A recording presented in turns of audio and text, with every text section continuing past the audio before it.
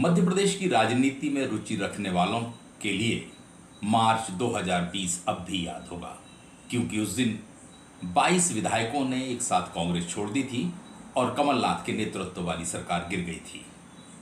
ये तो सरकार गिरने का घटनाक्रम ऐसा रहा कि जिसे लोग याद रखते हैं, या यूं कहें कि इतिहास में दर्ज हो चुका है।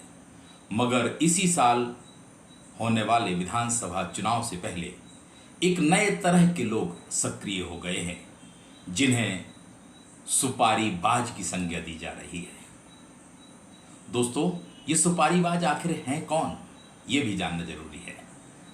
नमस्कार, मैं हूं संदीप पौराणिक, बात पते की में आपका स्वागत है।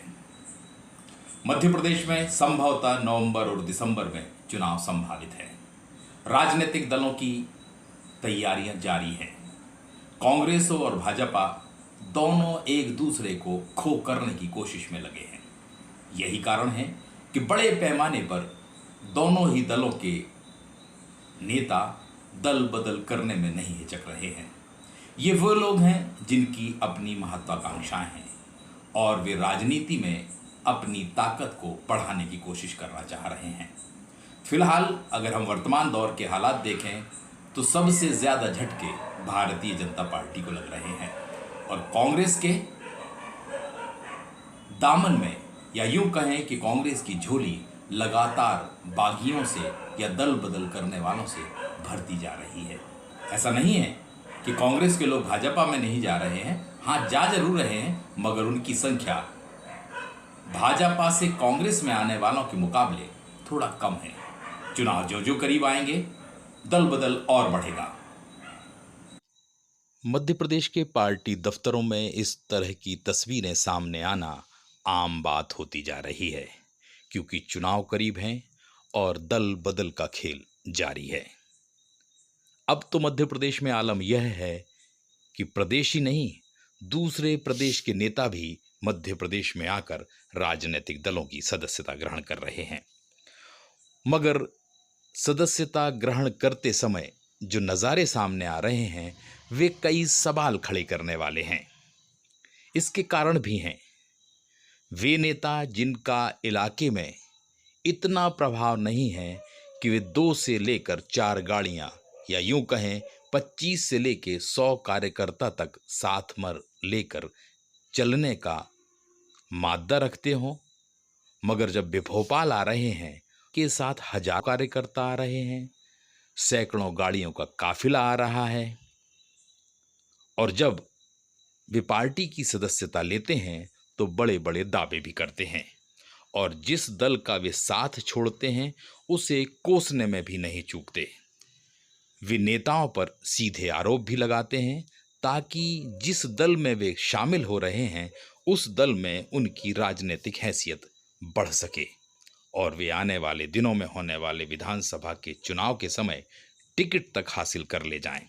हाँ, ये बात अलग है कि कई नेता ये कह रहे हैं कि वे टिकट पाने की लालसा में दल बदल नहीं कर रहे, बल्कि जिस दल में थे वहाँ उनकी उपेक्षा हुई, उन्हें महत्व नहीं दिया गया, लिहाजा अब वे मजबूरी में दल बदल रहे हैं और अब तक जिस दल में थे उसे सबक सिखाना चाहते हैं। लेकिन राजनीति में ऐसा होता कहाँ है? जो भी व्यक्ति राजनीति में आता है उसकी अपनी महत्वाकांक्षाएं होती हैं। चुनाव के समय दल बदल होना आम बात रही है, मगर जिस तरह का दल बदल मध्य प्रदेश में नजर आ रहा है वह कई सवाल और शंकाओं को भी जन्म दे रहा है। उसके कारण भी हैं। आखिर जिन नेताओं का अपने क्षेत्र में ज़्यादा प्रभाव नहीं है, वे भोपाल सैकड़ों गाड़ियों का काफिला लेकर आखिर पहुंच कैसे रहे हैं? क्या उनके पीछे कोई बड़ा नेता खड़ा रहता है और यह शक्ति प्रदर्शन करना चाहता है कि जो नेता दल बदल कर रहा है वो बड़ा प्रभावशाली है? ये सुपारीबाज कोई और नहीं है, बल्कि भोपाल से लेकर दिल्ली तक बैठे तमाम बड़े नेता हैं, जो संदेश तो ये दे रहे हैं कि इस नेता की अपने दल में पटरी नहीं बैठ रही है, उसकी उपेक्षा हो रही है, उसे उम्मीदवार नहीं बनाया जाने वाला है, लिहाजा वो पार्टी बदल रहा है। मगर इसके पीछे की बड़ी कहानी है।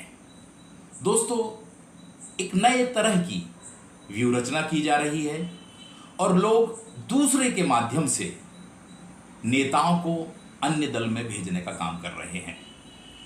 कई नेता तो ऐसे हैं जो अपने ही दल के उम्मीदवार को हराने के लिए दल बदल करा रहे हैं, तो वहीं अपने विरोधी दल के ताकतवर नेता को, जिसका जनाधार भले कम हो गया हो, उसे जीत दिलाने के लिए अपनी ही पार्टी में दूसरे दल के नेता को शामिल करा रहे हैं, ताकि उस इलाके में पार्टी के भीतर घमासान मच जाए और विरोधी दल का नेता चुनाव जीत जाए।